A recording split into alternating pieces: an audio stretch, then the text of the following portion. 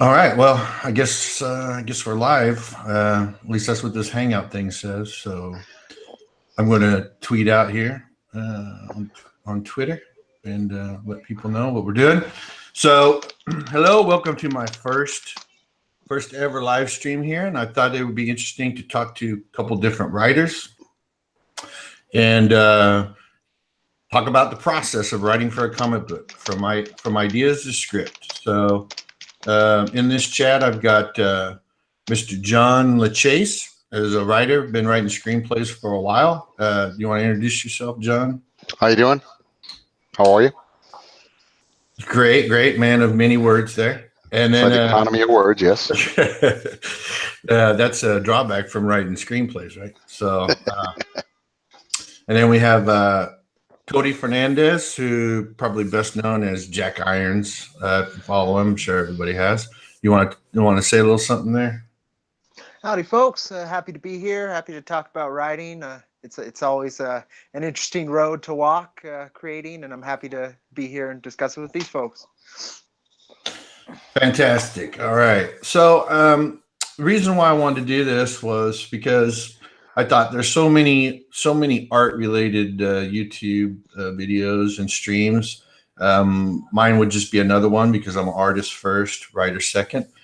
So I thought, hey, let's talk about writing for comics. Let's talk about the nuts and bolts of that. So that's what we're going to do here. We'll hope to get some more people in here watching. If not, you can watch the video later, and maybe we can learn some things from each other. So the first thing I'd like to talk about is the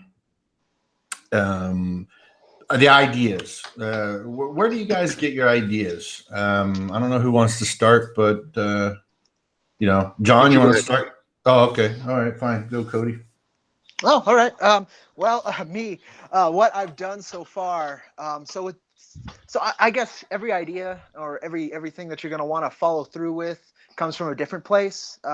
So Jack Irons came from the transition from a kid to the knowledge of the world as an adult. I wrote it during my teenage years and kind of coming to grips with what that meant. So there's a lot of that angsty, depressed nihilism in there, but there's also the hope and the seeking for more knowledge. And so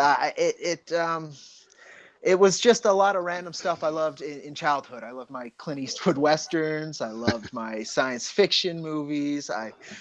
I grew up in a very, I want to say, spiritually diverse house. My parents both have tried many different things, and where I lived brought me a lot of different cultures.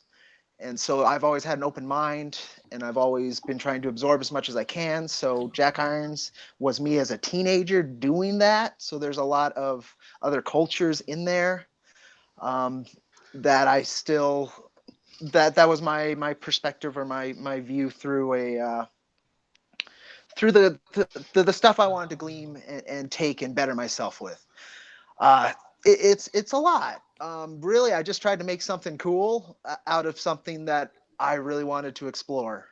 That's where Jack came from.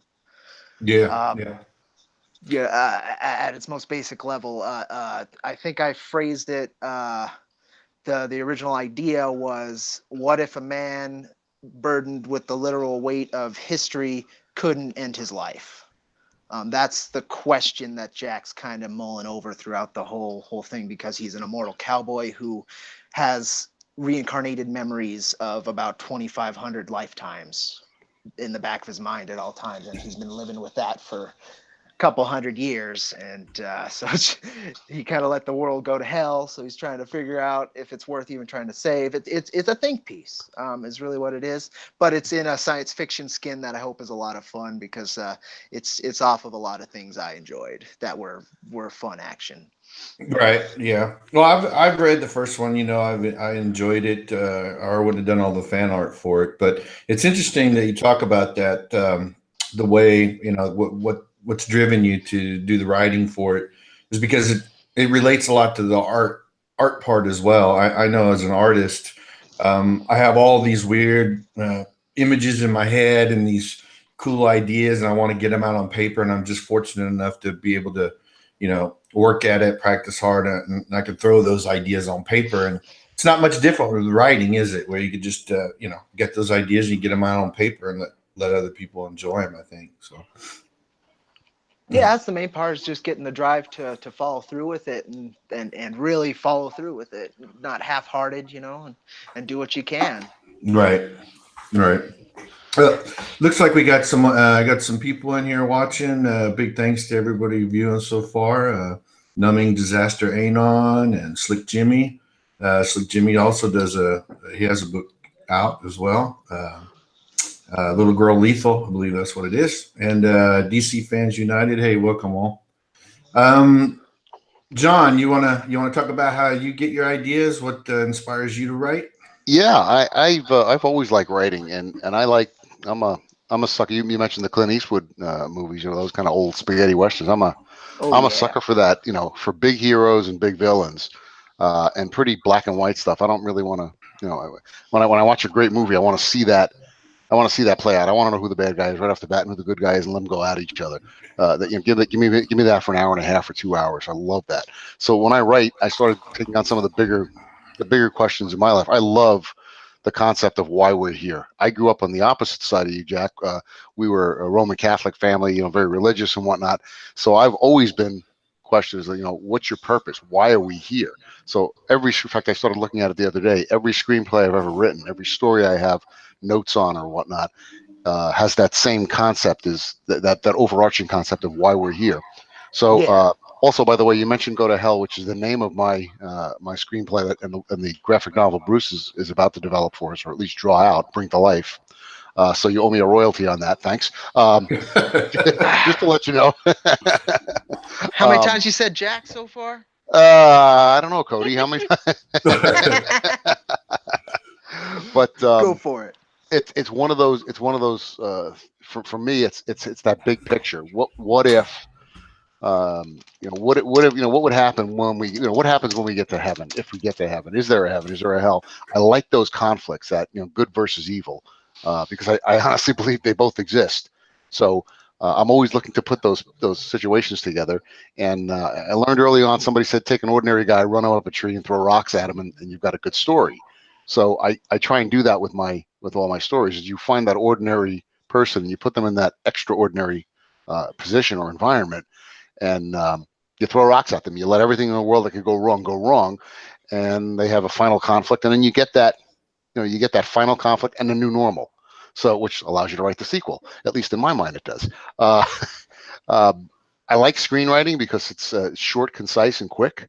100 pages, I can tell a story. I can tell a picture. I can show a picture, or tell about describe a scene, as opposed to have dialogue going back and forth. And tried to do novels. Can't do it. Not my forte. Then I met Bruce and we started talking about graphic novels, and I realized I could go even shorter than that, which is to give him just enough information or just enough data to go out and build something and create something, which is what we're doing now on soon to be doing now on Go to Hell. So looking forward to moving forward in this. I've never explored graphic novels before, and it's just a lot of fun.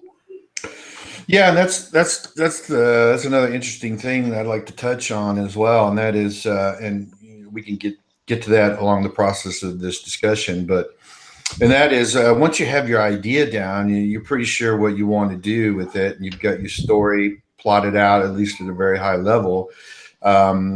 What's your next step in the process? I mean, I know mine is different because I'm drawing my own, right? With the wreck, it's basically my story that I'm telling, and I'm drawing it as well. So my process is going to be a little different than what you guys are, where you're working with an artist. And I'm curious to hear just how you go about that. Once you got your idea, do you script it all out first? Do you throw ideas at the artist and say, hey, what's your feedback on this? Or do you script it first and then let them play around with the script and change it if necessary? So I think that might be interesting and helpful to other people who are going to want to work with artists or work with another person. Yeah, oh, absolutely. What I ended up doing was, when I got my idea, I guess I must have been driven. This is a long time ago. It's been about a decade, Okay. and a lot of things have happened since I wrote Jack 1 in particular. Okay. And I just sat down and I wrote what came to mind. I didn't really have a plot. I didn't have something I want. I wrote down. I think if you read Jack, you kind of see it goes from scene to scene to scene. It's how my mind was working through presenting this thing, and it's not 100% conventional because there's a lot of time skips, but it's the same person, so it's the same story, but it's a different flow. Some readers will be turned off by that right away, but I just had to do it how I could do it. Right. And I just kept going through it, and then I found my wonderful artist Maximiliano Dallo. That's a whole nother process. I'm sure could almost take up a whole nother live stream is finding an artist. Right. But that worked out great. And what we ended up doing is he had to teach me a lot of what I did wrong, because I put a lot of I still am doing that. It seems he's having similar problems with issue 2. But I put big scenes with little, and basically it's going too far with not giving the artist enough information. He likes to fill in panels, so I was fine with that, and that's how he kind of compensates for it. It's like, oh well, let me put this panel that actually makes it move on the page better. I don't have that perspective as the writer. I don't know what the layout's going to look like. I don't know how to tell it in the best way with the art style I would use. Right. So you got to have a lot of flex, because it's at least a 50-50 kind of thing. If especially in graphic novels or comics or any kind of sequential art. Right. Slick Jimmy Speaks says I'm wrong. What am I wrong on, Slick? You're wrong. You're wrong. I guess I'm just wrong. I'm just wrong. All righty. But yeah, Well, that's kind of how it went for me. well, that's yeah. I find it working with the writer, like I've been working with John. It's a very collaborative process. But I was curious when you said you started kind of on Jack 1 10 years ago. Did you find yourself like plotting out pages and stuff by yourself, or were you just strictly concentrating on writing the story and figuring out where you were going to go with it? It was mainly stream of consciousness, get this idea onto page. Okay, I think that's the best way I can say it. I didn't. Now I have a very solid arc set, and I have my plot and how I even end the series whenever it ends. I have that set, but I don't have it tightly plotted, because it seems how this project's going, it's better to leave room for adaptation than build upon something so tightly that if a brick falls loose on the fall part, it all falls apart. Right. I got you. What about you, John? This is a kind of a new experience for you, the comic book medium. You've been working with just screenplays for a long time. What did you find the most difficult thing to transition from writing screenplays to writing a comic script? Actually, I thought it was not, I don't say easy because it's not easy, but I thought it was a lot easier than I thought it would be. Because again, I'm the economy. I'm always writing and cutting and cutting and cutting. That's what we do. You and I've had that discussion many times, because I think you're such a fluid writer.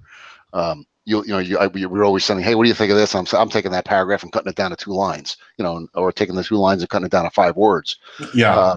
So I found it kind of liberating to just be able to tell a story, because again, if I can, the screenplay environment, if I can tell a story with 0 words, I've done my job. At least that's how I vote. That's how I was taught. Yeah. So, yeah. So that economy of words is everything. So that's what this is. I mean, we're using very little dialogue. So I guess the biggest challenge for me was, because the first thing I did when we talked about this was to go out and Google a bunch of different graphic novel formats, and I started looking at it. And there's a whole gamut out there. There's people who write every little detail down. They're writing what we call in the movie industry treatments, which are 5-6 pages for a small piece, to people who are just writing down quick little notes. So I kind of lean towards that quick little note piece. And the goal was simple. I trusted you to draw what I was describing. And if you didn't get what I was describing, then I didn't describe it well. It's almost like playing telephone. if I didn't give the picture to you that I wanted to see on the page, because I don't know how to lay it out. That's your job. That's something you're going to do. So Right. I was kind of just giving you, and we have that great give and take. So, you're telling me, boy, I think that sucks. You need to change this, or I think you need to maybe add that. So I've outlined it. I've got the best outline in the world. I got a 100-page screenplay. I got a 52-page pilot, TV pilot. So I've got plenty of, I got probably a ream of paper full of notes and ideas and whatnot, plus a 36 episode Bible written out. So that's the best outline I could have to write something small and short and concise to be able to paint a picture for you, so you can literally bring it to life. Right. Yeah, that's that was the interesting thing when I started collaborating with a writer, is that I do things so much differently if I'm writing for myself, if I'm doing my own art. I pretty much plot out. It's the old comic script style, where you write the script and it's panel 1. Here's narrative, here's some dialogue. Panel 2, what is this? Because I'm the artist, right? I've already got that pictured in my head. I kind of know what I'm going to do and where I'm going to go with it. And when you're working with someone else, it's another individual and they have a different idea. And so you really have to be able to collaborate well. And I think that the books that, where they have a writer and an artist and they are successful, it's so important to gel with the person you're working with. Otherwise, you could butt heads the whole time, right? I want to tell the story this way. No, this is my story. I want to tell it this way. And so I find that very fascinating, especially with people who have done it already, like you, Cody, and, other people that have successful campaigns and selling the book, and they seem to be getting good reviews and stuff. So sorry about that. Answer that phone. What are you doing? Sorry about that. So yeah, so when you I guess this is more for Cody. I mean, I know, but I think it's important that John talk about this as well, even though I know what his answer is going to be. But so when you're writing down, you've got your story all ready to go, and then you found your artist and you're ready to do that. Do you just send them? Do you send them scripts? There's different formats for comic script. It's a lot different than screenplay, right? Where screenplays have to be specific format and very truncated and no descriptors and things like that. When you're doing a comic script for your artist, Cody, do you pretty much say, "This is what I want this book. This is the story for this book. Let's plan out how this is going to be per page, or, how am I going to tell the story in these many pages?" Or do you go page by page? Okay, this is page 1, this is page 2. How do you do it? Well, it's true. Basically, I've seen a lot of scripts since I started putting my own work out there, and everybody's had a different script format. Yeah. And everyone has had their benefits and their disadvantages. Mine, what I do is I do page, and then I'll describe the overall scene, and then I'll do panel, describe. Under the panel, I'll do dialogue, usually with a name before the dialogue, of course, and things like that. Or if it's narration, maybe I'll put narration, and then Yeah. it's pretty fluid that way. But at the end of the day, what the script I give him usually is a bit different once it hits page, because of how he wanted to tell it. And so far, I like everything he's added and what he does for Jack. I think it's about 75% of why people like Jack, I think, is Maxie's style and how he built the world around Jack. And that's all detail I didn't tell him to do. That's all stuff he's like, oh, well, this is an alien bar. Well, let me design this guy who looks like a snake. Cool things like that. Or this two-headed dude. And then when I got the art back, I would write dialogue or narration to the new panels. Right. And that's kind of what's going to happen with issue 2 so far, and I'm pretty sure that's going to probably be how we do it from now on. But we'll see. But it worked so far. Yeah, and I'm sure it probably took a little bit of trial and error as well, right? I mean, when you started working with them, I mean, just feeling each other out and finding out what works best for both of you, I assume. Yeah. Yeah. Honestly, I wasn't so picky as long as it looked good.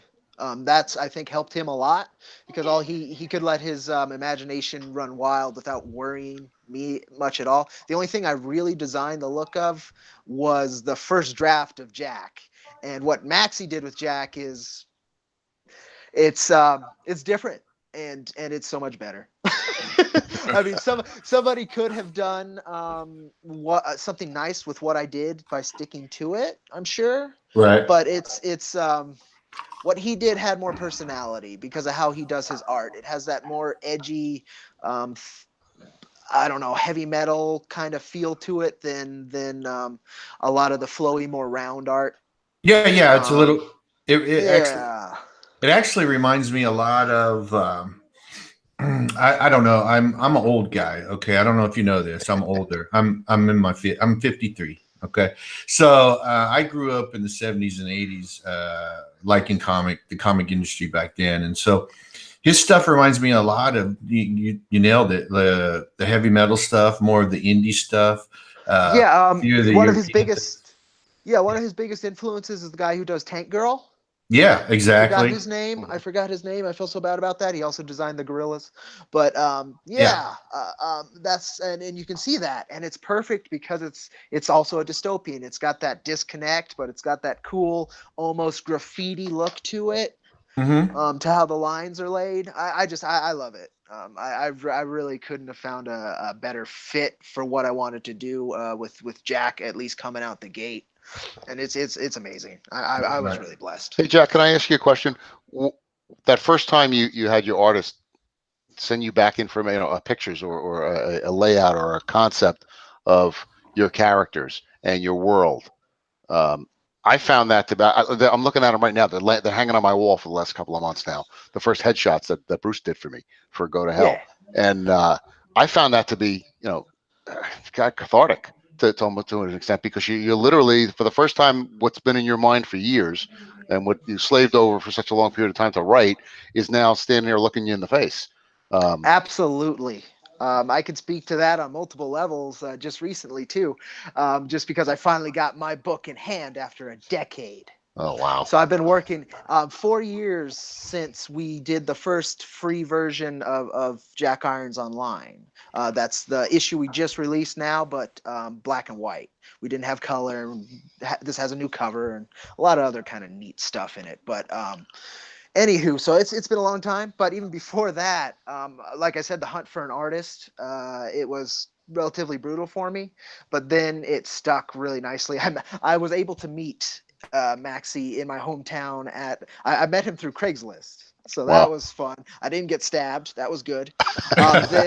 Then I went to we met at McDonald's. He had his portfolio, and I brought my scripts and my concept art, what I had drawn, just to get it down. And we looked at it, and he's like, "Oh, okay, you brought photocopy stuff. Let me take this and let me see." I'll see you in a couple days with some more art, and then he did his concepts of Jack and how he wanted to do him, which is also a little bit different than the Jack that ended up in book, which is also kind of funny. But it's a process, and honestly, I find it really rewarding to see what somebody else's imagination does with this now cooperative idea. Yeah. I'm very happy about that. I can't wait. Yeah, that's interesting because I don't know if artists, like when I was doing the rec, the rec started off as a game pitch for a company I used to work for because I worked in the gaming industry for a long time, and it was for a four player co-op third person shooter, and the story spawned from that. And so when you guys talk about how satisfying it is to finally see what's been in your head for a long time on paper, I that's the satisfaction I get from being able to draw. So I guess I'm fortunate enough to be able to do that myself, right? But doing that and doing a whole comic, writing, drawing, inking, lettering, and then making sure It tries to get Marketing. marketing. I mean, well, yeah. Networking. Oh my God. Well, I consider you a freaking genius on marketing, man, because I watch you really work it. You really hustle in a good way. You hustle for Jack I hope Irons. it's in a good way. No, it is. It is. And Uh, it's fantastic. I mean, you were success. You ran a successful campaign. You've got I think you've got your Ironverse going on with Patreon. Is that right? I do. I've got. Yeah. I Yeah. also am lettering and kind of co-writing, creating Cactus Coyote, which is a manga set in the same universe as Jack Irons, but a little bit in the future and in space instead of on Earth. It sets up the overarching universe a little bit more, so you can see how Earth is like it is now. It also helps flesh out our villains because they are universal. Yeah. But yeah, I've been having fun with that. It's $1 on our Jack Irons the Steel Cowboy Patreon, Ironverse Comics Patreon. And yeah, if folks want to take a look, I think we're going to have 12 pages out by the end of this weekend into Cactus Coyote. So it's getting there. It's probably going to be the only place you can get print issues of Cactus Coyote down the run. A lot of stuff down the way, but that's not about writing. That's about hustling. Right. No, So, Jack, are you actually? So are you planning on this being a long running serial, or is this going to be a 3 episode and move on to something different? What's the concept there? The hope is long running serial. I have 5 Okay. arcs planned to even get Jack into space. So 5 arcs before Cactus Coyote's kind of actually taking place. Excellent. So yeah, each on one of the villains and their themes and a place on Earth that they have turned into their own world, basically. Because that's one of the things we struggle with is, do we make this a 3 episode piece? Do we have a long arc to deliver multiple episodes? What do we do with it? We're not really sure with it at the moment. Well, I know what I'd like to do. I'd like it to go on for 30 years. Exactly. So that's the energy I put forward. That's what I want. So that's what I'm working for. Cool. Is that the best idea from a business or other standpoint? I have no idea. But Yeah. but that's what can you do? You work towards your dream. No, that's what you can do. Exactly right. No, you're exactly right. And like I said, I consider you a genius at it, especially on Twitter. I don't know about anywhere else, but Twitter, and I see you on Facebook quite a bit. So, and it's paid off for you so far. So Yeah. I think you're gonna. Yeah, we'll see with issue number 3's campaign. That'll be the tell if this was a one and done off of a lot of other people's steam, or if I actually have developed a good following. And so all signs point to number 2. So I'm feeling very lucky. Yeah, that's something I want to touch on a little bit later in the conversation, and that is I guess the future of indie comics that kind of gets off the whole writing idea, but I would like to get your opinion on that. But as far as going back to the writing and getting the script, do you find yourself and John? Did you ever answer that question about how you feel about bouncing scripts back and forth with me? I mean, I know the answer, but maybe people in the chat would like to know. Yeah, Exactly. I love it. I love collaborating. I am a management consultant by trade, so it's always about collaboration there. Nobody has all the answers. So, I love to be able to kind of test myself. Did I tell the story that I wanted to tell? Did Bruce did you get it?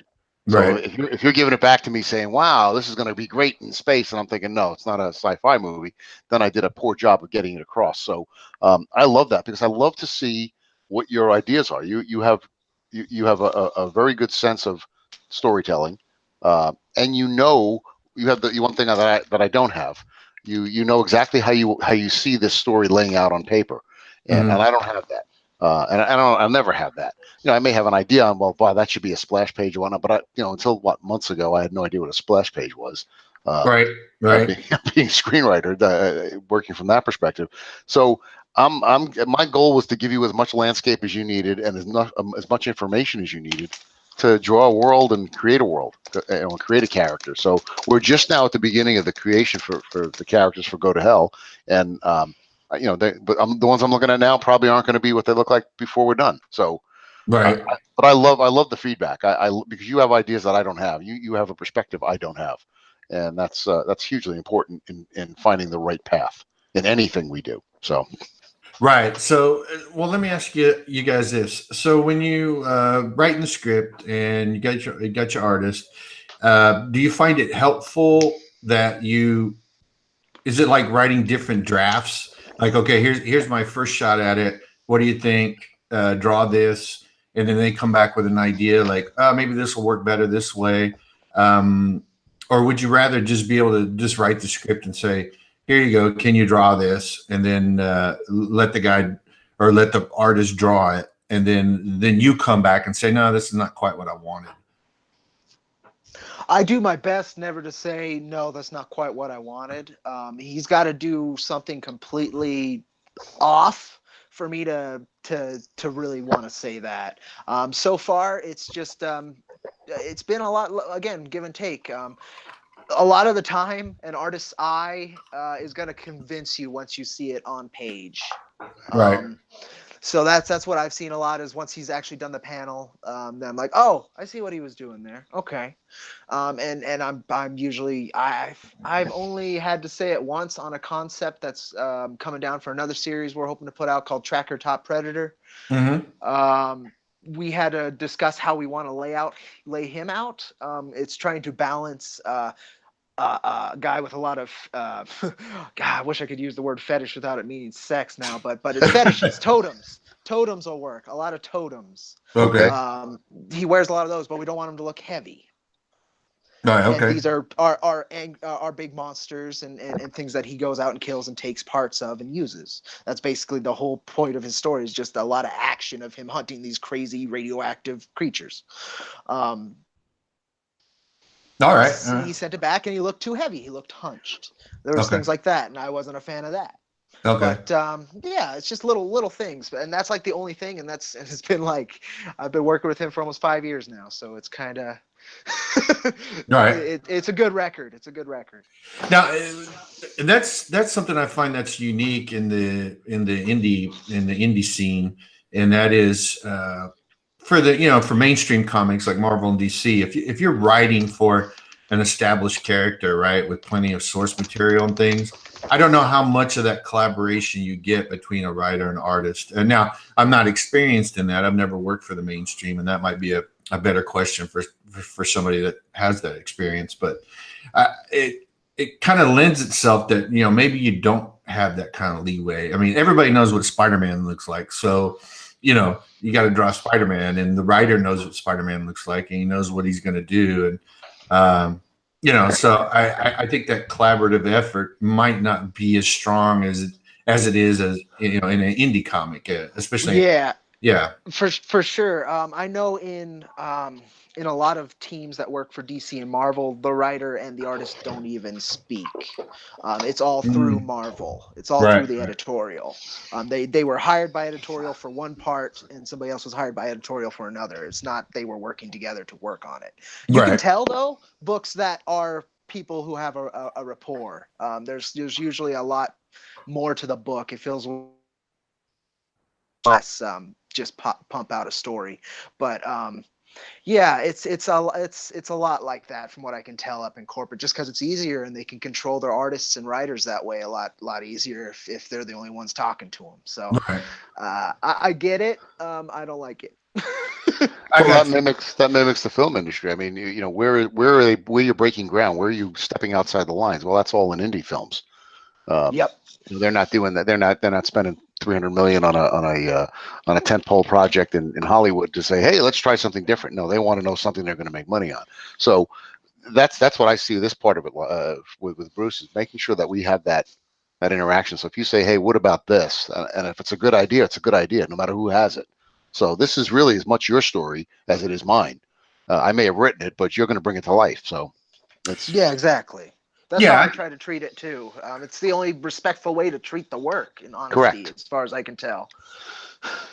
Yeah, no, and I agree with you to a point. I mean, there's always been conversation about, well, who's the most important part of a comic project, the artist or the writer or whatever. I think I think everybody that plays a part in a project is important. I mean, even the letterer. I mean, there's a skill to lettering a comic book that, you know, some people think is just about putting letters down on a page. It's really, there's really a little bit of skill to that for sure. And then, you know, coloring and the art and the story. I mean, you can't have one without the other. I mean, I can't begin to tell you how many times I've been in a comic book shop, looked at the cover of a comic and said, well, this looks pretty nifty. I think I'll buy it. And I take it home and the story just sucks, right? I don't want to have nothing to do with it, but the cover sold me on it. And vice versa. You know, I've heard about books that are really good, and so I'll buy it even though the art is not that special to me, and I really enjoy the story. And there's I think everybody that plays a part in creating the project or creating the comic is equally as important.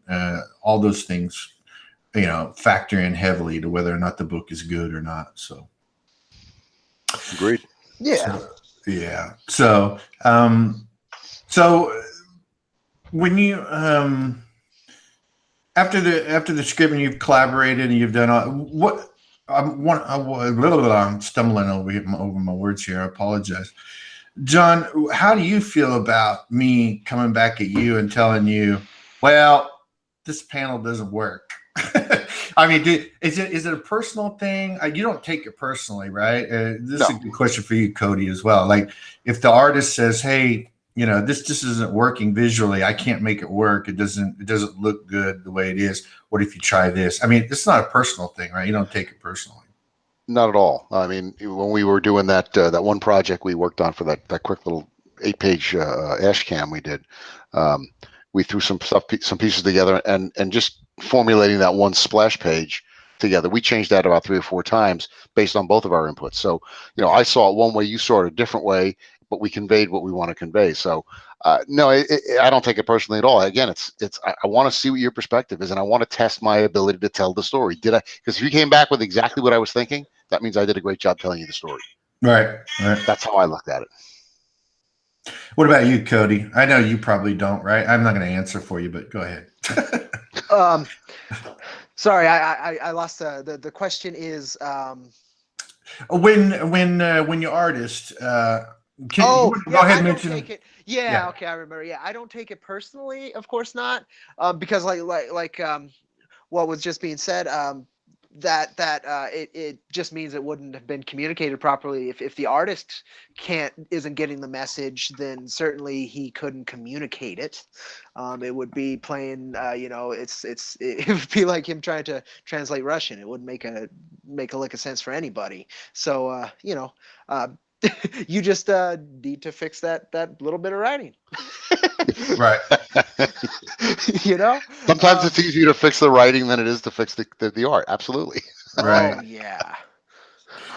Well, I mean, definitely. I mean, I've tried to. I've had. Sorry, writers, you didn't hear me say that, but Well, you know what? I'm going to agree with you just because I'm an artist. I mean, I write too, but my forte is art. So I'm going to stick up for artists and say, yeah, it can be difficult to change something in the art, especially if you're too deep into it. I have that issue right now with the rec. The rec is completed except for the last page because it's going to be a traditional that I'm offering here's my plug, that I'm offering as a perk for a very low price. You'll get the traditional art piece and a print of the page. So anyways, the book is completed as far as art, but I'm going back as I go back through it and get ready to make sure to send, you know, when I can send it to the colorist, I see some panels or I see some stuff that I think could be done better. And so I find myself reworking some panels or whatever. And it's like, I shouldn't really do this, you know. As an artist, yeah, that's fine. You want to be a perfectionist and stuff. But as a business person, you know, this is not efficient time-wise. So that's when I get that call and I talk him off the ledge and he moves on to something else. That's typically what happens. You know, it looks, you know, you can only, you know, I remember somebody telling me that when they were going for their PhD, at some point you have to stop researching and start writing. you can't research forever, even though you probably could. Same thing with writing, and the same thing with your artwork. At some point, it's done. Move on to the next one. Right. So let me ask you guys this. I've learned a lot about writing since I've been working with John. And maybe you could share your experiences and your writing style. Do you, I know there's a process that some people use where they write the end first, right? They take their story and they write the ending first.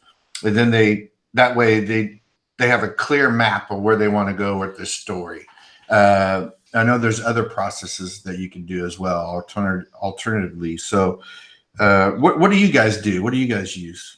How do you guys do it? Well, I just read this recently, and I didn't know I was already kind of doing it, but I kind of like to do what Stephen King allegedly likes to do, which is put a character in a situation and then mentally work them out of it. That's kind of how I do it, and it's more stream of consciousness that way for me. I don't know how it's going to end per se. I know what the story and what it's supposed to deliver, the message is supposed to be, but I don't know the actions that are going to be taken. So usually I have the idea of the character, and then I know how they'd act, so I just let them act through this scene I put them in. All right. That's how I kind of write it. So, I tried that early on, and boy, I was terrible at that. I started telling stories with dialogue rather than images. So I've been following a gentleman named Mark Sanderson, who's a professional screenwriter in Hollywood, had a number of pieces done, and he talks about outlining. And the last piece I read about from him, he talked about his last out. He said in the professional screenwriting world, you don't even begin to write until everybody's approved at least a 30-page outline. And I'm thinking, wow, 30 pages, that's like a third of a script. And it really is. But I kind of took that to heart and I started outlining. And Bruce and I have had this conversation a number of times. I outline the hell out of stuff because that's where my story is. So for me, if I have to know what the ending looks like, that was the other thing we always do is I need to know where I'm going. So when I do the outline, my first part of my rewrite is to check if there's any holes in the story or could I make it a better story? Well, I can do that with an outline before I ever write anything. So if I cut out 10 pages after I've written it, that's, or 20 pages, that's 10 days worth of work in some cases. That's gone now. Well, I don't have to do that if I do it in the outline. So I outline everything because I look at this more as we've been arguing about this for a while about whether it's an artistic piece or whether it's tactical. I think writing, for me at least, is extremely tactical. I know what I want. I know what situations I want to create. Like you talked about your character, and I know where I want them to end up. And I can take them anywhere I want from there, but I got to end up there. So unless there's a better ending. So I find it much more tactical at least now I find it more tactical. Early on, it was, like you said, stream of consciousness, just write the story because it sounds great. But boy, that can wear on you in a hurry. At least that's what I found. Yeah, well, yeah, that's why I'm kind of writing. I wrote at least the first one, the 1.5 arcs I wrote a long time ago, and I've been tweaking them every once in a while since. But then once the issue came up, for issue 2, for instance, I went through and I rewrote and I did a huge rework. But and I'm going to do that with 3. I'm going to do that with 4. So luckily, I don't have to stream of consciousness because I did that already, at least for a little while. After that, I have done outlines of how my arcs fit together and how they get from point A to point B in each arc. So I have been outlining, but yeah, when I started, I didn't outline. I had to get it done. Yeah. That's great. Well, let me read a couple of these chat. I'd like to include people in here. So, Numbing Disaster Anon says when we were talking about the mainstream, he says I feel more pity for those that work on established characters instead of creating something of their own. Then again, I get pleasantly anxious when I create things. I adore it. Yeah, definitely. Sauron says I feel like. Oh, by the way, big shout out for Sauron. He's a big supporter of the rec. I appreciate that. I feel like with mainstream writers and artists, I have less freedom with their stories. That's true. But when they do get the freedom, it's usually too different from the original. Yeah, I could see that. On some of the books. That might be why they sometimes fail miserably because they have too much freedom, right? Let's see here. Buy the wreck. Go buy the wreck, says Jack. Great. Thanks, Jack. I appreciate that. That's a great. Got it. It looks Always great. hustle. It looks I great, always, man. I know I told you, you are the master of the hustle. I wish I could learn from you. You need to have a video channel just where you teach that. It's great. But just be me yelling at the camera, always hustle again and again and again and again for maybe 5-6 minutes. Exactly. I could do it. You should. You might. I mean, a lot of you probably use that. No, it's just I find it's a little tangent here, folks, but I find you just got to find what is already similar to what you're putting out in the mainstream and use that as a hook to gather a pre-existing audience. Otherwise, Mhm. you're losing a lot of leverage that you really need to get your foot in. No, you're right. Exactly. I was on. This is my little tangent. I was on the stream with Macho Dan and Muttman. The guys doing Hero with an I. By the way, they're coming up on the end of their campaign. So if you feel like going to go check that campaign out, see if you might like it. I was on their stream and I mentioned that it was if you thought of a popcorn movie, The Wreck is a popcorn comic based off of Aliens, And he said, "Wow, I never thought of that, and that's excellent." Now that you said that, I'll probably go back it. So there you go. So somebody after a popcorn comic. So yeah, I agree with you 100%. You got to find that hook. I just think that you're pretty good at it. I see you always hustling on Twitter and seems to be paying off. Yeah, hopefully. Yeah. Let's see here. Numbing says, it changes with me. Sometimes I have the beginning and the end. We're talking about storytelling or writing, and then figure out the middle. Or I just think of a situation and sort of RP the character out of the thing, which goes into around a decade of role playing. D&D helps tremendously. Yeah, I agree with that. And I mean, because I know of a couple writers that got their start into being dungeon masters, for D&D or role playing games, and they formulate their stories that way. And usually, good DMs are good storytellers. So if they concentrated on writing, they'd probably be really good writers, and I'm sure there are some out there already. So yeah, I agree with you 100%. So, as far as the writing, is there what do you find? What happens? This is the big question I have as a new writer. I guess you call me a new writer.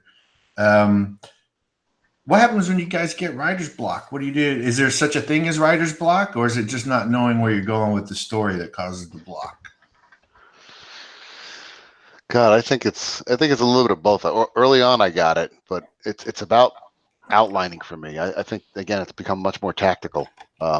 When I sit down and I hear people on Twitter, or I read them on Twitter and on Facebook, and they're talking about the struggle of the writing the novel or writing whatever it is they're writing, it drives me crazy because I don't see it as a struggle. If I know where I want to go and I know what story I want to tell and I know what the next step is, even if it's very, very linear in the first draft, it's very easy. It's very easy to keep writing, and I just pick a really small goal. I pick 2 or 3 pages a day. I mean, I've done 15 or 20 pages in a day, but that's very rare. But if you do a couple of pages a day, you're okay. What was it? Somebody said if you do 1 page a day for a year, you got a novel. Well, that didn't work for me, but from a screenwriting standpoint, that's how I do it.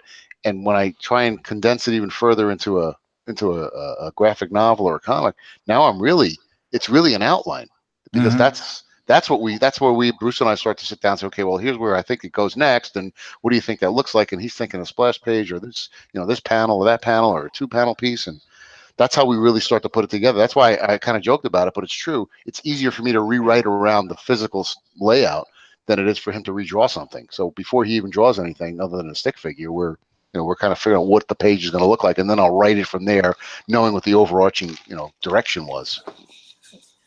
Right. What do you think, Cody? Well, yeah. I think I think I lost what the subject we were talking about was. Because I talk too much. Sorry. No, it's because I'm zoning out. That's my bad. No. It just I was just asking. Have you ever came across where you Writer's block. struggle with See the story? again. Yeah. Yeah, writer's block. Me again. I took such a large break. I can't really. I haven't had a goal to write consistently for a long time. Besides doing what I do with interaction, that's kind of the writing I've been doing lately. But besides that, I power out a script here and there once in a while when something really piques my interest. I have to put it out, so I'll do that, and then usually I'll have to do another draft because the first one was just me getting it down. Okay. Yeah, Cool. it's if you're not interested in the thing, you're gonna get writer's block, and in my case, I'm usually interested when I want to write. Right. That's probably a benefit of being able to write for yourself, right? Than being like a copywriter or somebody that in a writer's room, I guess. Yeah. I don't know. Yeah, I tried to I did a few articles for a blog for a little while, and I tried to keep the pace of an article a week, and just I was also running my campaign at that time, and it burnt me out real quick. Yeah. I think I wrote some decent pieces, honestly, but I ran out of topics and I ran out of steam real quick. Right. Right. Hey, Sauron, the Dark Lord of Mordor, he has a question for you guys. How do you know where to start? How do you choose if your two main ideas are for the same story, but come off with two very different feels? Ooh. Good question. Um, Where to start, I think, is usually figured out when you want to actually do something because that's usually I would need the idea. I guess would be the question. I need the context, um, because that's how you'd find your start. What are you trying to tell? What are you trying to do? But if the two main ideas for the same story, two different feels, well, you could make a story where that works with two timelines. I mean, there's infinite possibility with writing to make something work if you really want it to. But if you don't, then yeah, you're gonna have to find what you really prefer and what you believe in the most. And if it's the same, then maybe you should figure out a way to deliver both. or even writing one as a subplot too, Yeah. because that's what really, to me, is what really gives a story depth, is that there's something else going on, compared to just that linear. Because it's really easy to write that linear. Cause I love action movies, so it's really easy to write that linear action movie. But if you don't have a subplot going on, it's kind of boring. You can go away, come back, you know what's going to happen. Well, the good guy's going to fight the bad guy, and somebody's going to win and move on. So you have to have that subplot, and that to really drive that.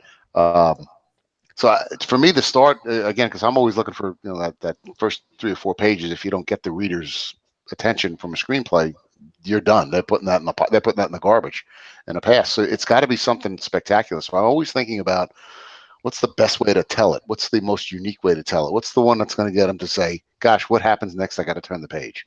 So that's how I approach the writing concept.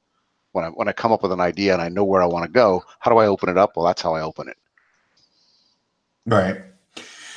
Um, well, thanks, Sauron, for that question. So, I think I kind of know, I kind of get the idea of what he's talking about because I've had that problem myself in my writing endeavors. And just recently, I'm working on a story. If you look at the icon on the YouTube right now of my guy there, that's Rolf. Okay. I'm working on a story about him. And he's like a modern day Thor. Okay. It's a lot more detail to it or whatever, but I was having a lot of trouble figuring out what setting I was going to put him in. I had it all figured out, and then John came along and screwed that up for me. Anytime, Bill.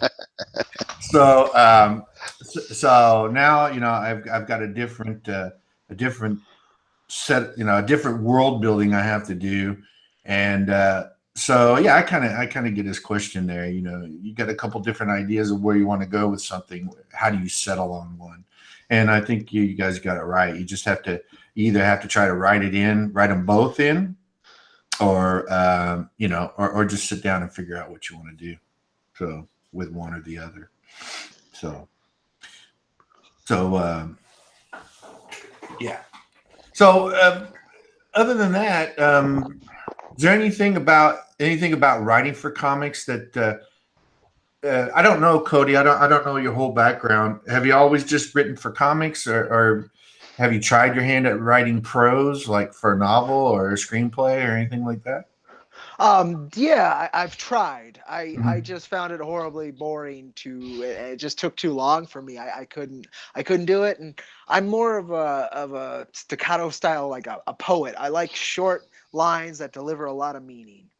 And Mhm. you'll notice that in Jack too. A lot of my panels are just one sentence, two sentences, and an Right. image to reinforce what I was saying there. Right. And yeah, I couldn't do it.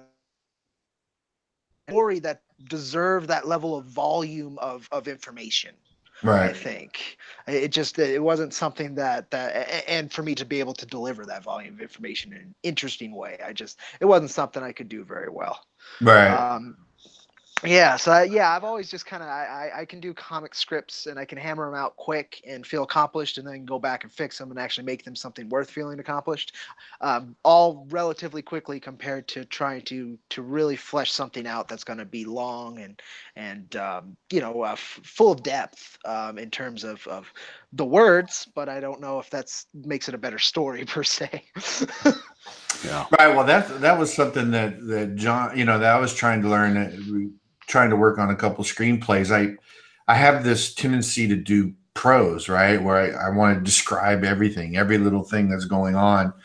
And so, like John, I let John read one of my screenplays, and he's like, "Dude, this is like a wall of text. Any reader, a person assigned to reading scripts, they're just going to throw this away because it's too much reading. You have to cut out a bunch of stuff, and I that's where said it a lot nicer than that, though. not I did. really, Well, I no, apologize.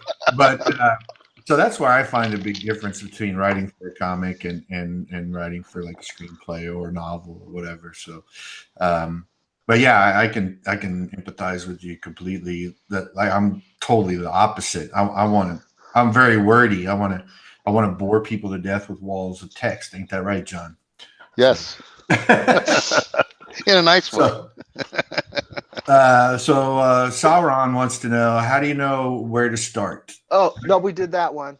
Go to Oh, numbing. right. The next one. I'm sorry. How do you, Numbing ask, how do you wrap your mind around wanting to do a very risky concept for a scene or an issue that could be really good if handled right, but most likely horribly controversial if done wrong?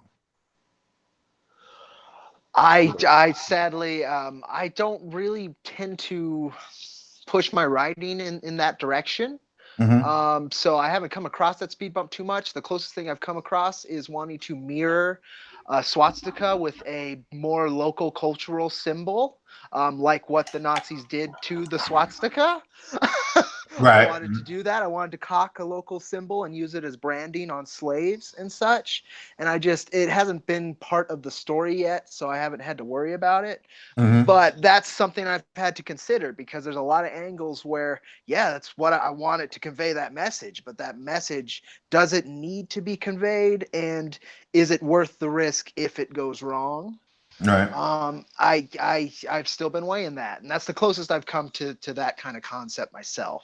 Right. Yeah, I had that in Go to Hell when we when I went from writing the screenplay to converting it into a 52-page pilot. I could tell a bigger story because I had all the episodes behind it. So I was doing a lot more setups and whatnot. And in fact, Bruce, we talked about this one day. One of the setups I put in was, this takes place in the afterlife, so every aborted child is there, at least in my story. So, Right. so how we use them and how I use them in the story is going to make a difference on whether it's going to offend somebody politically, morally, in any number of ways. So I think Yeah. the answer is simple. You write what you believe. You write Yep. what you feel makes the story the best story it could be. Because that's what, I mean, at the end of the day, that's what we're trying to do. Is if you're not making the story better, it doesn't belong in there. So Yeah. Right. There you go. Yeah. Weigh it. Yeah, that's perfect. Yeah, and I can see where that would be a big problem, just because I think where people get in trouble, and this is just my personal opinion, is when they put too much credence on whether or not they're going to offend someone. If you believe in what you're writing right, and that's the story you want to tell, then you tell it. Just like you said, you tell it and let the chips fall where they may. Because if you truly believe in what you're writing, and there is controversy that comes after it, then you can easily defend yourself because you believe in that concept. You believe what you've written, and you think it's good, and so it's more easily defendable by you, right?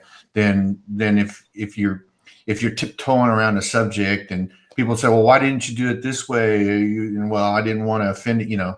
I don't know. That's just my personal belief in that. But I think John has it right. You just have to write, how you want to write it, and you got to believe in it. So Okay, well, Numbing went and tried to clarify. okay, all right, Well, by that I meant more conceptually controversial, which I think we talked about a conceptual, but like episodes of shows that have no dialogue, or it would be like a comic book that has no. So I find that more of a stylistic yeah, Mhm. yeah, controversy than a conceptual one. A 22-minute eulogy is a stylistic choice. They wanted to convey that sadness for that long, more than I would say a concept like what we were talking about, where there's something that could trigger folks. right, right, Right, right. I see what you're but saying. Yeah. but yeah, if it's something more I don't know, avant-garde, something out of the ordinary, I would do it if you believe you can do it right. Or at least try it. There's no harm in trying it. no, You don't have to no, use it, absolutely not, no, And Yeah. that's the essence of an indie environment. no, Yeah. Get yeah. outside the box, color outside the lines, find out where the edges are, and then go past them. Right, right. Because you won't know until you try it. And I don't know if you guys are familiar with a comic book writer from back in the day. I hope you are, but his name's Will Eisner. Okay. Yeah. Yeah. Yeah, he wrote The Spirit. He did a lot of stuff, especially during the pulp era of comics, and then later. Um, he had some graphic novels that were pretty edgy for its time. Like if you ever read A Contract with God, it had nothing to do with superheroes. It had very little dialogue in it, and it was well done. But it was probably considered. I don't know. I don't know if I'd use the word controversial, but experimental for sure at the time that it was done. And he pulled it off. It was very successful, and a lot of people look Will Eisner as a very good storyteller, very good sequential artist. At least I do. I know. So, and they named the comic award after him. So other people Yeah. must think he's good. So, Exactly. but yeah, I agree with you guys. And if you want to tell a story that's conceptually controversial, if again it all plays back to what you said, John. If you believe in it, you think it's good, and you do it, you throw it out there and you see what happens. Probably more times than not, I think other people will probably feel the same way about it as you do. So I mean, at the end of the day, you're writing for yourself. I guess we try and write like screenwriters are writing for the reader, and anybody that's writing is writing for their final audience. But in reality, you're writing for yourself. Like I said before, until somebody writes me a check, this is nothing but a hobby, a right. time-consuming hobby, but a hobby. So you're doing it for yourself. You might as well enjoy it. Because if you're writing for someone else, to try and make it fit into their world, you're never going to get it right. Well, I Yeah. think it all goes to the fact that you can't please everybody. You're going to write a story that a lot of people like and a lot of people don't like. That's just the way it's going to be. And so, in the end, you have to be happy with it yourself, or you're not going to you're not going to want to write. I think. So Yeah.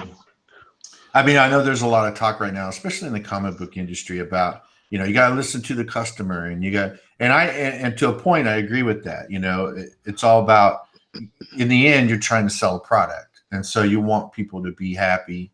You want your customer, your fan base, to like what you're doing and enjoy it. But you can't write stories by committee, I don't think. Or maybe you can. I don't know. But for me, if I'm writing a story, you know, it's got to be something I like, or I'm not going to enjoy it. So I don't know how you guys feel about that. Oh, absolutely. Like I was saying, once I was writing those articles and it became a slog, I couldn't do it anymore. It wasn't worth my time. Right. it wasn't. Yeah, it wasn't benefiting me. And because I would be forcing something out. It's just people don't want regurgitation. They usually want a unique idea, Hmm. not something that you just threw out because you were paid to. Um, and so yeah, Right. I understand the frustration myself when it's established characters, when these stories you're picking up a mantle from other stories. I understand the frustration when you end up putting people on those kind of books and characters that they don't share the love of those stories and the love of that history, and then they put out their version and what they wanted to work on of this character, and they act surprised that old fans don't like it. It's that Right. that I'm not a big fan of. If you're picking up a legacy character, I really hope you love that legacy character, not that you want to destroy it or do something completely different with it that has nothing to do with it. That's the line. Usually comic readers don't care as long as it's something decent. But if it's change and artists for the sake of change and artists, and not because it's better or ads or builds, then yeah, it's I understand customer frustration. Oh yeah, no, and don't get me wrong, I understand it as well. I'm one of those customers, but Yeah, uh, I just think that, and I think you touched on it. It's all about, are you dealing with source material, or are you not? Are you respecting it, or are you just doing change for change's sake and it doesn't add anything? So yeah, and I think with the indie comic scene, I think I don't think that's as big of a problem as it is with the mainstream comics. Because anybody can put out their own story, their own comic, and if people like it, they'll buy it, and if they don't, they won't buy it. So Yeah. it And, has. and you guys have a unique advantage from the people who are writing for films and whatnot and are writing for the screen, because think about it, you can come up with a unique project and have from concept to writing to drawing and even production in a 3 to 4 month period. That will never ever happen for me from a screenwriting standpoint. I don't care if Francis Ford Coppola says, "Hey, I got this great screenplay, I want to make it." It's still 3 4 years. So that's a unique piece. And the fun part for me is to be able to say, okay, I can't wait till we've got Go to Hell done and we're toying around with Ralph again. I think that was a good story, a really good story. Well, Um, yeah, and what's interesting about what you just said is that I think the movie industry is starting to, I don't know, realize that or tap into the comic market, because you see more and more TV shows, more and more movies actually take from the comic industry. It yeah, used to happen a little bit, 20, 30 years ago. I don't know if you guys remember a movie called The Crow, of right? course. With oh yeah, Brandon Lee. That was taken straight from a comic, James O'Barr, The Crow. James O'Barr's the Crow comic. And there's a bunch of other, some indie comics that got picked up by Hollywood and made into movies. Some were Well, it's got a successful, built some not so. it's got a built-in audience. Remember what they're trying to Yeah. do, and I mean, aside from telling a message or giving or delivering a message, well, every studio's got one that they want to deliver a message on, a public message or some kind of a moral message, but everything else they make has to make money, and that's their concept. So where do you go? Do you take a great story from a great writer that might like one of us, or do you say, well, not that we're great writers, present company excluded, pardon me. Um, but or do you go and get? And I think I said that wrong, but I hope you know what I meant. Or do you go to the franchise and say, okay, well, let me get this comic because he's already got 100,000 followers, so I know I got a base there. I know we can generate that. That's exactly what they did. That's what Marvel does. Marvel, I'm surprised they still make comics. To be very honest with you, they make all their money on movies. I mean, yep. Yeah. gosh. Yeah. Yeah, it's true. Peter Samedi from Alterna touched on that Hmm. on a live stream he did last night on publishing for indies, and yeah, it was a heck of a live stream. But he touched on the fact that basically most comic shops are relying on two big companies that could literally no longer make comic books and not look back and Right. be fine. Yeah. And that's a whole lot of folks who are just out of work. And same with all the pros under comics too. They don't push the love of the medium. Not all, excuse me, a large Yeah. Not all of amount them. of Yeah. the most vocal don't push the product. They don't push Marvel even. They push other things that just not what people are trying to listen to them for most of the time. But yeah, and that passion's not there, and they're not trying to build it. They're not trying to grow the industry anymore. They're just letting it die slowly. No, And they're the you're. guys who could pick it right up and cause a revolution at any point if they wanted to. Yeah.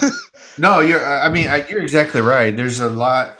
The comic industry used to be full of people who enjoyed comics and making comics and writing comics and drawing comics, and now it just seems like a lot of people, not all of them, like you said, but a lot of the people in the industry today are more interested in moving on to something else. Like, I'll write a comic for a couple of years, and then maybe I'll get into the movie industry, or maybe I'll be able to sell my novel, or they're just using it as a go between, I could a put stepping stone. Yeah, I could put Marvel or DC in my header under my Twitter profile. That's Yeah, basically exactly. what, and then use it. It's a resume And builder. Marvel and DC don't care that they do that either.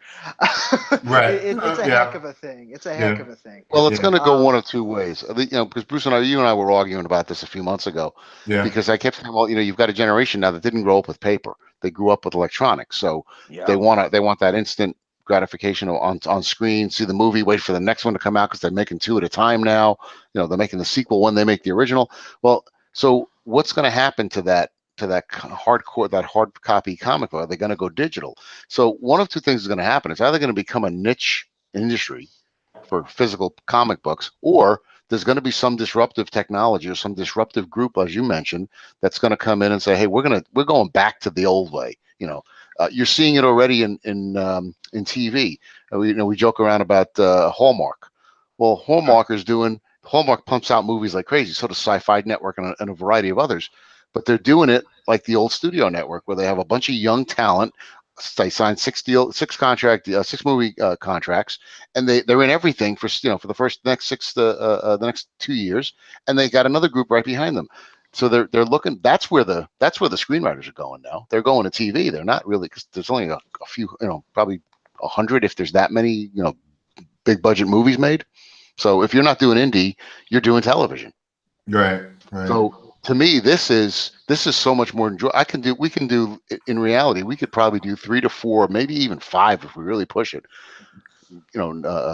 Graphic novels a year. I mean, I don't mean, maybe you can't do big ones, but we can do a lot of those that we couldn't do in the movie industry. You just couldn't. You can't do that many. We don't have that much time, and I'm older than Bruce, so I don't have 30 years to make this a career. So, Well, don't sell yourself short, man. You might, yeah.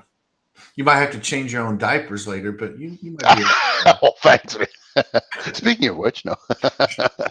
No, I'm just kidding. No, I agree with you, and we talked about writing a lot in this stream, and I don't want to keep everybody too much longer. We've been on for a little bit more than an hour, but I would like to point out that and I talked about this a little bit with on the other stream with Muttman and Macho Dan, is that in today's world, it's a lot easier for aspiring writers and artists to do graphic novels for the very reason that you talked about, John, that nobody can just run out and make a movie. I mean, you can, but the budgets are a little bit bigger than making a graphic novel, right? Sure.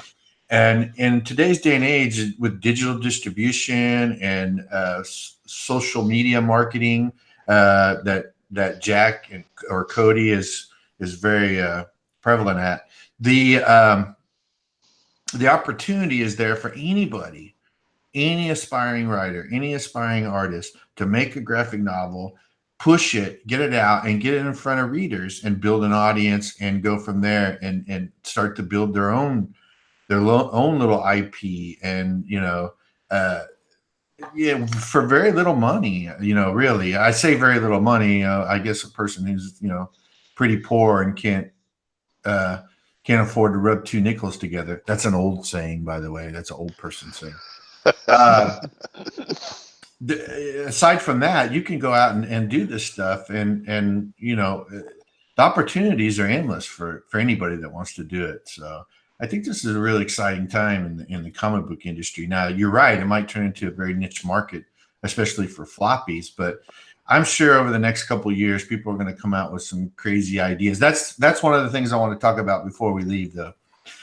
And it has to do with me and John have talked about this, and John being not really connected with the comic industry. I think maybe Cody might have some more insight as well. But where do you think this whole indie thing is going? I see this whole Indiegogo and Kickstarter campaign stuff, and I see it successful now, right? For some people. By the way, I got 14 days left on my campaign. Go check it out. But I don't know how sustainable that is to release 48-page books for $25 through Indiegogo on an ongoing basis. You know what I mean? I don't know. Like, I guess time will tell, but it just seems a very expensive endeavor. I don't know. What do you think? Well, you're my main worry. You have to, with any small business and any business in general, you should work to diversify where your income comes in. Yeah. And so, just on the basis that Indiegogo at any point could say, "Nah, we're not taking these books anymore," that's a spooky concept. Same with Right. Kickstarter can do the same thing. Mm-hmm. Patreon can do the same thing. It's so it's wise to do as much as you can in as many places as you can, and to grow your audience in as many places as you can, because there's a lot of hammers over a lot of different people, and you never know when you're going to get caught under one. Right. And so it's my hope is that the awareness that's been built into this uh, latest huge wave of indie books getting backed and pushed to people is that people realize the relevance of them and keep doing it. That's all this industry needs. And as Right. long as Indiegogo sees it as not too controversial, and all these platforms, as long as we treat it as a business and we're working together to provide services for everybody, then it should be good. It should be Mm-hmm. a very feasible a way to get these ideas onto page and to readers. But Right. it's a real risky one, and at any point. And it's great that you can release it on digital. You can do print on demand. There's you can do merchandise. You gotta do everything you can, because you're really always grasping at straws. And every time you get a little bit closer, you could still slip. Everything could slip out from under you. So you got to keep always hustle. As I'm saying, always hustle, always Yep. diversify, seek to grow your audience, make as many friends as you can. Just do what you can with all the passion you would to, of trying to raise an idea into the world. Yep. Yep. Well, what do you think that's going to take? I would expect it would take a lot of hard work. Some folks it's easier than others, especially nowadays. But honestly, all you can do is do the good work best you can, have fun along the way, and hope that you're doing quality work and people recognize it. Yeah. What do you think about? What do you think, John? I know Well, like I that. said, I don't have that background that you guys Yeah. do in this industry, but from a business management standpoint, that's my forte. Again, diversified revenue streams. You hit that right on that nail right on the head. You have to have different revenue streams. You have to have your fingers in multiple pies, because not only whether or not not the big challenge to me, and I never thought about Indiegogo, why not pulling the concept of funding these books, or allowing them to be funded. I never thought about that part. I'm thinking that, well, if you've got a successful series, at some point in time, if I'm using an Indiegogo for episode 12 of that book, every episode could literally die on its own. Nobody, that one doesn't get funded. Does that mean you don't make it? So you really need to find another way. We're going through Yeah. that now with Go to Hell. We were thinking about, well, how do we save money? And if we had to do it, would it make sense to just pay for them ourselves and then go market them ourselves? Or is it worth it to try and find a Samedi who can, for about 20% will market it for you? The answers are yes to everything, because you just don't know. You have to have multiple channels. You have to have multiple revenue streams. But the bottom line, like every other business, no matter what you're doing, you got to take a risk. Yeah. We're risking our time and our effort putting this together and having somebody say, "Yeah, no, thanks, we don't like it." Yeah. Okay, move on to the next one. That's part of the fun. That's part of the fun. Yeah. Yep. No. Yeah. No, you're right about that. So I'll uh, I'll do the Sauron here. He says we're probably going to see Image Comics 2.0, people leaving the mainstream to make their comics or Yep. comic companies. Problem is that this will most likely lead to a cycle. Well, I think you kind of see that right now. I mean, I know everybody knows or has heard of Ethan Van Sciver, right? He's doing his own all caps comics. I think he's got John Mayland's Graveyard Shift going in under that brand, and then I think We there's got there's yeah, like the Blacklist universe by Blacklist. Yeah, yeah. There's a lot of Like, people they're trying. yeah. I'm not sure with Image. It was established names. It was sudden and it Hmm. was public. It was done right to Yeah. get the for the time. Now if you trickle feed people leaving, they're just gonna replace you. They Yeah. don't care who you are. That's what they've been doing. They don't even care if the art in the book looks really good. They just want it to be done and out. And so it's not like they're worried about losing talent. The problem is if it's these smaller talents that they have no problem basically turning into pariahs, then it's really not going to do any good for anybody. That they continue trickle leaving the industry. If they stay in, maybe they can fix it, maybe they can't. But it's basically it's a top down problem, and creators are further down than most people think, and they can make an impact, but only so much, no matter who Well, they are. yeah. Well, the times were different back then too when Image formed. I mean, Yeah. the comics were selling. Spider-Man was selling over a million copies an issue, and X-Men, and the numbers were a lot bigger than they are now. And like you said, these were top talents from Marvel. And when they just up and left, they had a built-in audience. I mean, it was proven by their initial sales of Image Comics, and Marvel didn't have the movies to fall back on. They didn't have to, it's not like they weren't going to make money off the next Avengers movie or Iron Man movie. So times were a little different back then than they are now. But like you said, people are trying. We'll see where that goes. I'm just curious of where we're gonna find our market. It's Well, is it going to be digital sales? Is it going to be Kickstarter and Indiegogos? Is it going to be Diamond has a stranglehold on distribution of floppies to direct market, so you have to go through Diamond. They're the gatekeeper. So I'm just curious to see where it all goes. I think the answer is yes to Yeah. all of that. And the Yeah. bottom line is, think about it this way: if somebody would have told you 35 years ago you'd be paying $3 and $4 for a cup of coffee, I know as a New Yorker we would have laughed at him. Right. But Right. we pay $3 and $4 for a cup of coffee now. Well, that's how quickly an industry can change. So at some point in time, it's really comes down to the story and the work. I mean, is it a good story, and is it a good artwork? Is it something they want to get that they're not getting from the big guy? Yeah. That's simple. Yeah. So No, no, I think I think you're right. And I think, I actually think that's a good place to end this conversation.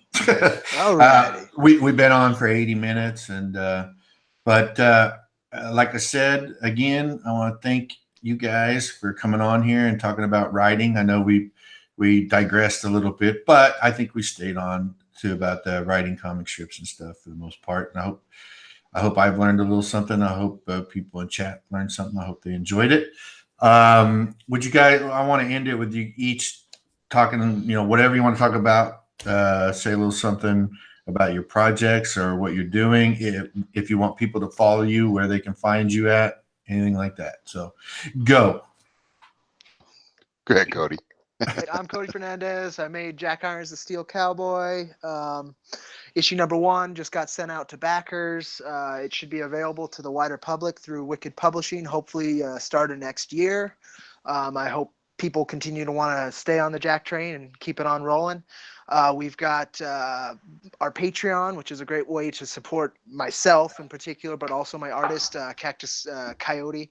That's all I'm going to call him. He wants his anonymity, so I'm going to give it to him. He's been producing a wonderful manga series that we're releasing 3 pages a week. I do the relatively poor lettering. I'm working on it. I'm learning, but it's $1 a month for 3 pages a week, so about 12 pages a month. First issue is going to be about 32 pages to 36 pages, something like that. So we should have the first issue within 3 months, completed, done, and then we'll work on other rewards.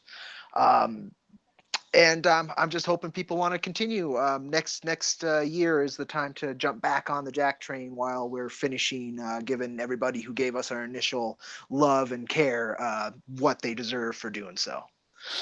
Sounds great, Jack. And yeah, for sure, go check it out. Yeah, and I hope to be able to finagle a cover or a piece of pinup art for Jack in 2019. Oh yeah. See what we can do. Oh yeah. Yeah, we'll see. Yeah, okay. All right, John, go. God, I don't have anywhere near that kind of a background in this industry. JohnLaChase.com will see you get a sample of my writing. Take a look at Go to Hell. That's the next project coming out. That's the full-length feature that's turned into a graphic novel.